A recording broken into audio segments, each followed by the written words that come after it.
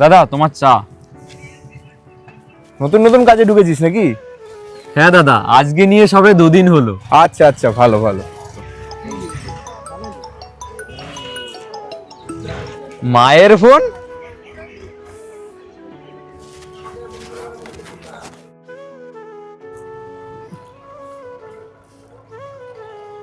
হ্যাঁ মা।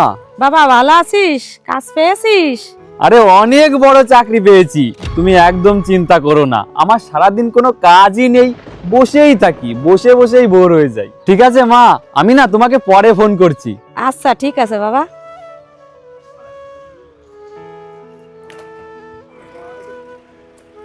দাদা আর কিছু লাগবে? না, আর কিছু লাগবে না। বলছি শোন, হ্যাঁ বলুন দাদা। তুই সারাদিন এত খাটনি খাটিস, তাহলে মাকে মিথ্যা কথা কেন বললি? দাদা, বাড়ির লোক তো জানে ছেলে টাকা কামাতে গেছে, কিন্তু ছেলে টাকা কিভাবে কামাচ্ছে সেটা শুধুমাত্র ছেলেই জানে।